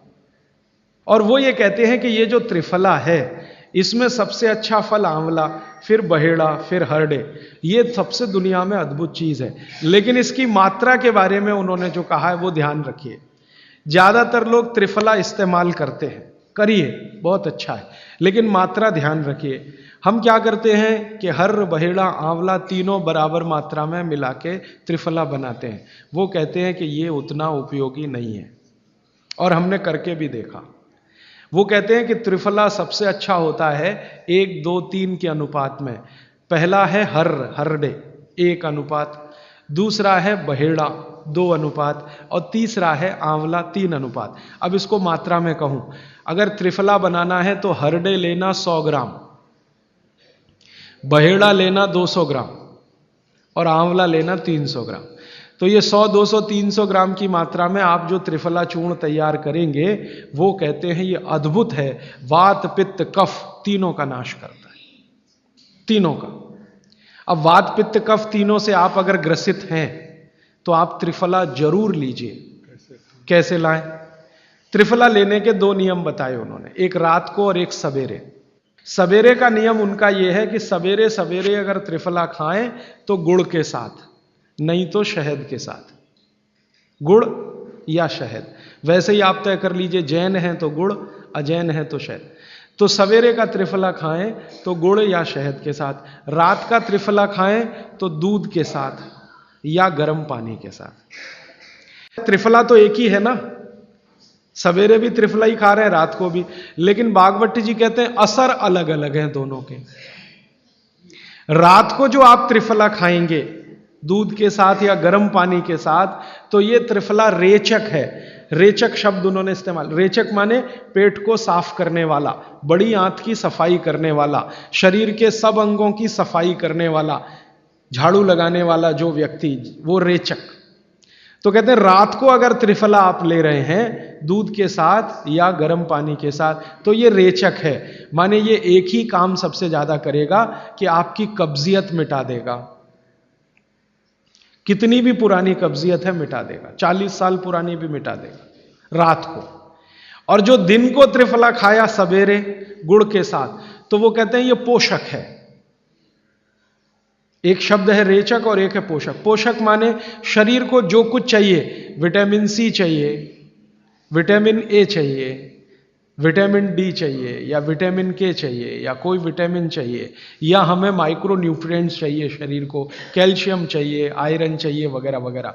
तो शरीर को अगर पोषकता चाहिए तो त्रिफला सवेरे खाना, और शरीर में आप मानते हैं कि हमारी कब्जियत ठीक करने के लिए तो त्रिफला रात को खाना। दोनों समय के त्रिफले में बिल्कुल अलग तरह के परिणाम आते हैं। तो जो कहें हम तो स्वस्थ हैं जी, तो सवेरे ही त्रिफला खाओ, स्वस्थ हैं तो। और जो कुछ बीमारियां हैं आपको, तो रात को खाओ। ठीक है? मात्रा ध्यान रखना, 1, 2, 3 सम मात्रा का त्रिफला बहुत रेयर केस में इस्तेमाल होता है। 1 या 2 ही बीमारी हैं। अभी मैंने एक जगह इस्तेमाल किया था, एक वैज्ञानिक हैं, भाभा एटॉमिक रिसर्च सेंटर में काम करते हैं, उनको एक बीमारी हुई रेडिएशन से। रेडिएशन आप जानते हैं सभी एटॉमिक सेंटर में। तो उनका पूरा शरीर सड़ गया, एकदम सड़ गया, जगह जगह घाव, जगह जगह, और उसमें से खून निकलता, मवाद निकलता। वो बेचारे इतने परेशान, इतने हैरान, कहाँ कहाँ जा जाके, अमेरिका, कनाडा, सब जगह, कुछ इलाज हुआ नहीं, कोई रिलीफ मिला नहीं। कपड़ा भी नहीं पहन सकते, ऐसी स्थिति थी, हमेशा नंगे बदन रहते थे। तो ऐसे ही किसी ने मुझे उनके बारे में बताया। बंबई तो मैं अक्सर जाता रहता हूं कि राजीव भाई एक ऐसे व्यक्ति हैं, तो मैं उनको गया था मिलने और देखने, तो मैंने देखा सच में हालत बहुत खराब थी। तब मैंने उनसे कहा कि आप बहुत परेशान हैं। हाँ बहुत परेशान हूँ, दवा सब काम लेके देख ली, कुछ उपयोग होता नहीं। मैंने कहा मैं होम्योपैथी दूं? उन्होंने कहा होम्योपैथी मैं नहीं लेना चाहता। तो मैं पूछा चलो आप फिर एक काम करो, त्रिफला चूर्ण खाओ बस, और कुछ मत करो। तो उन्होंने त्रिफला चूर्ण शुरू किया। ये मैंने बताया 1 2 3 शुरू किया, 3-4 महीने में रिजल्ट बहुत थोड़ा आया थोड़ा आया। फिर मैंने कहा मात्रा बदल के देखते हैं। फिर उनकी सम मात्रा की मैंने, बराबर जितनी मात्रा आंवला, बराबर उतनी मात्रा बहेड़ा, बराबर उतनी हरडे। अभी स्थिति यह है कि वो बिल्कुल ठीक है, 1-1.25 साल उनको हुआ त्रिफला खाते खाते, बिल्कुल ठीक है और पहले से ज्यादा प्रफुल्लित है, पहले से ज्यादा एनर्जेटिक है। आप जानते हैं रेडिएशन का दुनिया में इलाज नहीं है। ये उदाहरण मैंने जानबूझ के दिया, ऐसे सैकड़ों उदाहरण है मेरे पास। रेडिएशन का दुनिया में इलाज नहीं है, लेकिन त्रिफला चूर्ण के पास उसका इलाज है। अगर यही त्रिफला चूर्ण अमेरिका में हुआ होता ना, यूरोप में हुआ होता, तो अब तक इस पर पेटेंट लेकर करोड़ों डॉलर कमाए होते उन्होंने। ये हमारे यहां प्रचंड मात्रा में है, हर घर में है, हर गांव में है, इसलिए हमें इसकी कीमत नहीं मालूम। मैं आपसे फिर कह रहा हूं, आपके सोचने का नजरिया बदल दीजिए। प्रकृति ने जो चीजें प्रचंड मात्रा में हमको दी हैं, वो उतनी ही कीमती हैं। वो प्रकृति की हमारे ऊपर कृपा है जो हमारी जरूरत के हिसाब से दी है। आंवले का इतना उत्पादन इस देश में होता है, आप जानते हैं। बहेड़ा इतना मिलता है, हरडे इतना मिलता है, और लगभग फोकट की स्थिति में मिलता है। अब पता नहीं कौन कौन लोग उसी आंवले को 200-250 रुपए किलो च्यवनप्राश बना के बेच लेते हैं। ये जो च्यवनप्राश है ना, ये त्रिफला चूर्ण से कई कई गुना नीचा है।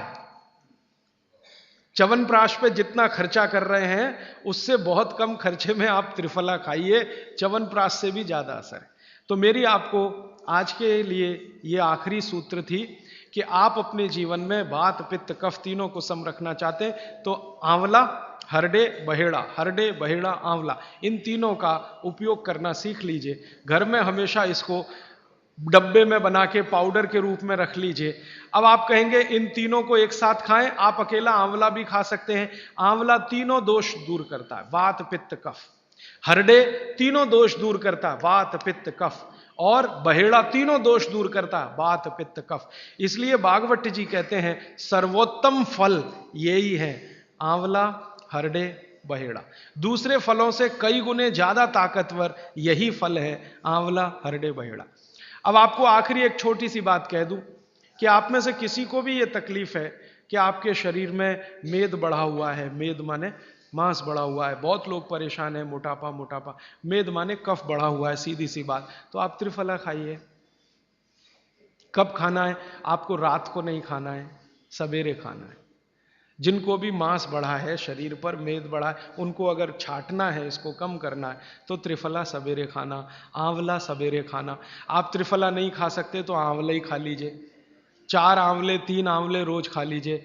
आंवले को मुरब्बा बना के खा लीजिए, मुरब्बा को और आंवले का अचार बना के खा लीजिए, आंवले की चटनी बना के खा लीजिए, जैसे भी है आंवला खा लीजिए। 3 से 4 आंवला जितना होता है, ये पेट में जाते रहे तो साल भर में आप देखोगे आप पहले से ज्यादा स्लिम और ट्रिम हो जाएंगे। और आंवले के बारे में आज के जो वैज्ञानिक कह रहे हैं, आज के, वो कहते हैं कि दुनिया का सबसे अच्छा एंटीऑक्सीडेंटल फल कोई है तो वो यही है। एंटीऑक्सीडेंट माने जो ऑक्सीडेशन की क्रिया को कम करे, और शरीर में हमेशा ऑक्सीडेशन चलता है। ऑक्सीडेशन में उम्र कम होती है, शरीर के हर अंग का क्षय होता है। तो अगर उम्र बढ़ानी है और अंगों का क्षय बचाना है, तो आंवले से अच्छी कोई चीज नहीं। दैनिक जीवन में, भोजन में इसको जरूर धारण करिए। भागवत जी कहते हैं कि जब त्रिफला खाएं, आंवले के बारे में तो वो कुछ नहीं कहते, वो कहते हैं साल भर खाओ, 2 साल खाओ, रोज खाओ, कोई दिक्कत। त्रिफला खाएं तो 3 महीने लगातार खाने के बाद थोड़े दिन छोड़ देना। 3 महीने 90 दिन खा के थोड़े दिन छोड़ देना, माने 15-20 दिन छोड़ देना, फिर अगले 3 महीने खा लेना, फिर 15-20 दिन छोड़ देना, फिर 3 महीने खा लेना। क्यों कर लेना ऐसा? वो कहते हैं कि ये छोड़ना जरूरी है बीच में, नहीं तो शरीर को आदत लग जाती है। और वो आपने अगर छोड़ा नहीं तो आपको कुछ दुष्परिणाम भी दे सकता है। लगातार अगर त्रिफला खाया तो कई दिन ऐसा लगेगा कमजोरी आ गई, अगर बीच में छोड़ा नहीं तो छोड़ के खाना। अब किसी व्यक्ति के लिए ये छोड़ने का समय है वो 3 महीने से थोड़ा पहले भी हो सकता है, ज्यादा भी हो सकता है, इसलिए मैंने बीच का बताया, 3-3 महीने करके छोड़ छोड़ के खाना। अब आज के लिए सूत्र इतना ही, आगे प्रश्न। जी, मात्रा कितनी? मात्रा में बता देता हूं। जिनको वजन कम करना है, वजन कम करने के लिए त्रिफला या आंवले का उपयोग करना है तो आंवला 3 से 4 और त्रिफला हमेशा बड़ा टी स्पून, एक तो छोटी चम्मच होती है, एक थोड़ी बड़ी चम्मच, तो 1 चम्मच, हाँ, गुड़ के साथ सुबह, नहीं तो शहद के साथ। और जिनको रेचक के रूप में उपयोग करना, पेट साफ करने के लिए, आंतों की सफाई करने के लिए, वो रात को खाएं। रात को भी आंवला लगभग 1 चम्मच, लेकिन छोटी चम्मच। कैसे खाना है, गुड़ के साथ कैसे मिलाएं? आंवले का चूर्ण आपके पास है, थोड़ा गुड़ ले लो, चूर्ण और गुड़ को ऐसे हाथ से मसल दो, वो लड्डू जैसा हो जाएगा, गुड़ उसको अपने में समा लेगा, फिर गुड़ खा लो। पीछे से थोड़ा दूध पी लो। मैंने आपको कहा था कि भागवत जी कहते हैं कि दूध एक ही चीज के साथ पिया जा सकता है, वो है आंवला। क्या कहते हैं बहेड़ा को? तानी। तानी। आप ऐसा करिएगा, ये प्रदीप भाई की दुकान पे चले जाइएगा, वो आपको शक्ल से दिखा देंगे, या कल यहां मंगवा के थोड़ा रख दीजिए पहचान करने के लिए कि हर क्या है, बहेड़ा क्या है, आंवला तो आप सब पहचान जी। हरड़ा को कड़का बोलते हैं, हरड़ा को कड़का, बहेड़ा को तानिकाय, बहेड़ा को तानिकाय, आंवला को पाल नेल्लिकाय, आंवला को पाल नेल्लिकाय या नेल्लिकाय सीधे कर दीजिए, ये तीनों नाम है। ये प्रदीप भाई ने एक सवाल पूछा है कि अगर हम वजन कम करने के लिए या मांस कम करने के लिए खाना चाहते हैं तो 2 बार खा सकते हैं? बिल्कुल नहीं, एक ही बार के लिए नियम है, सुबह ही सुबह आपके लिए सबसे अच्छा है। जो बाजार में त्रिफला चूर्ण मिलता है वो खा सकते हैं? मेरी आपको एक विनती है, बाजार का त्रिफला चूर्ण लाने से अच्छा है बाजार से आंवला लाना, बहेड़ा लाना, हरड़े लाना, कूट पीस के अपने घर में बनाना। क्योंकि बाजार में कई बार बहुत सारी चीजें हैं जो कॉमर्शलाइज हो चुकी हैं और उनके असर अगर कम हुए तो आप भागवत को गाली देंगे। इसलिए रॉ मटेरियल लाके घर में तैयार करना, कूट पीस के। जी, आपने गुड़ की बहुत महत्वपूर्णता बताई, परंतु डायबिटीज पेशेंट्स क्या करें उसके लिए? गुड़ आप डायबिटीज में खाइए, भरपेट आंवले के साथ खाइए, त्रिफला के साथ खाइए, कोई तकलीफ नहीं, कोई तकलीफ नहीं है गुड़ खाने में। डायबिटिक लोग भी गुड़ खा सकते हैं, शुगर ना खाएं। और जूस का क्या करें? डॉक्टर्स तो कहते हैं डायबिटीज डोंट ईट फ्रूट्स करके। आप बिल्कुल चिंता मत करिए, आप भगवान की दी गई जो शक्कर है, ईश्वर की दी गई शक्कर है, जूस में है, फल में है, वो आपको शायद मालूम है या नहीं। शक्कर जो है ना, शुगर, इसके कई रूप हैं। एक है ग्लूकोज, एक है सुक्रोज, एक है फ्रक्टोज। तो ये जो फल वगैरह की शक्कर है, ये फ्रक्टोज फॉर्म की ज्यादा होती है और ये आसानी से डाइजेस्ट होती है। गुड़ की भी उसी कैटेगरी में आती है। तो आप चीनी मत खाइए, गुड़ खा सकते हैं, शहद खा सकते हैं, फल खा सकते हैं। मीठे कोई भी फल खाने में तकलीफ नहीं है, बशर्ते कि त्रिफला खाते रहें, थोड़ा त्रिफला लेते। जिनको भी डायबिटीज है वो भी त्रिफला का सेवन करें, क्योंकि डायबिटीज मैंने कहा ना वात का रोग है, तो वात कम करेगा। त्रिफला में तीनों चीजें हैं जो वात नाशक हैं, आंवला, हरड़ा, बहेड़ा। त्रिफला आपने कहा लेना है रात को और सुबह कब लेना, जैसे खाने के पहले, खाने के बाद? रात को तो आप लें, पेट साफ करना हो, कॉन्स्टिपेशन दूर करना हो। देखिए, मैं अब थोड़ा बता ही दूं, बवासीर अगर किसी को है, ठीक करने के लिए त्रिफला लेना चाहते हैं तो रात को लें। मूढ़ व्याध, पाइल्स जिसको आप कहते हैं, हेमोरॉइड्स, वो जब भी ठीक करने के लिए त्रिफला लें तो रात को लें। भगंदर, ये ठीक करने के लिए त्रिफला लें तो रात को लें। माने मेरे कहने का है, पेट से जुड़ी बीमारियां ठीक करने के लिए त्रिफला उपयोग करना है तो रात को। चम्मच एक छोटी, दूध के साथ या गर्म पानी के साथ।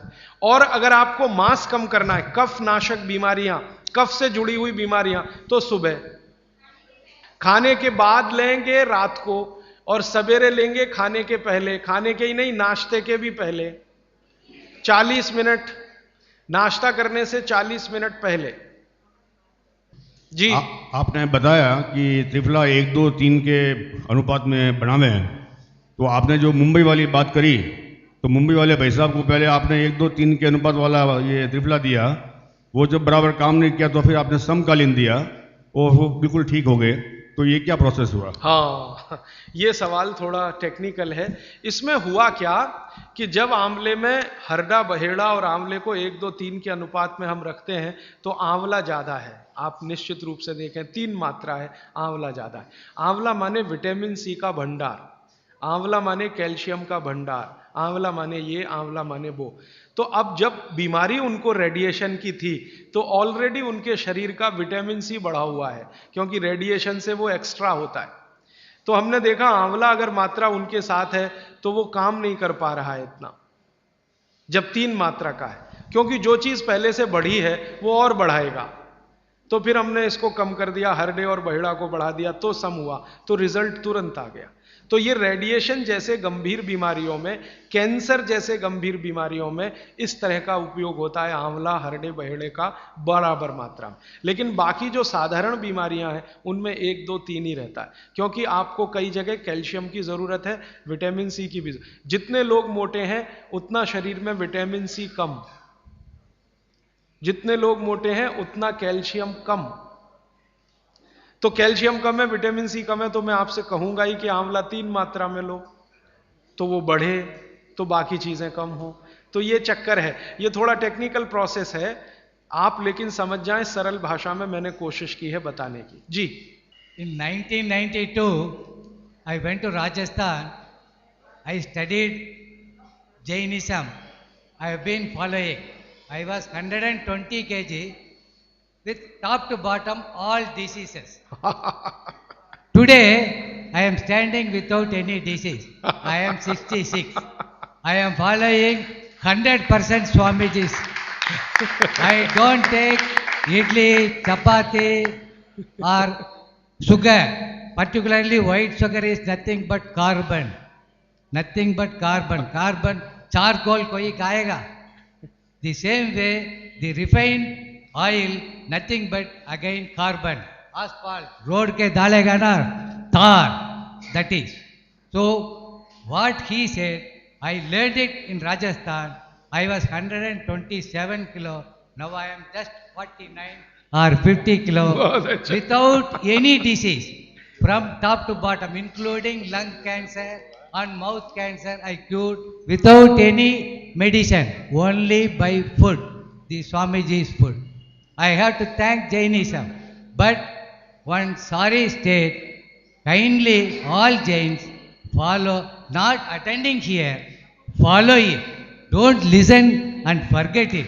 All these things have to go into your heart and eat healthy, live healthy. Thank you. मेरे पास एक कागज में लिखा हुआ प्रश्न आया है, छोले की दाल और दही साथ में खा सकते हैं? आप ये देखो, छोला द्विदल है क्या? है तो नहीं। और खाना है तो तरीका मैंने बताया, दही गर्म करके बघार लगा के। तो जो भी चीज द्विदल है उसके साथ दही खाएं तो बघार लगा के, तब उसकी तासीर गर्म होती है, तभी खाएं। धन्यवाद।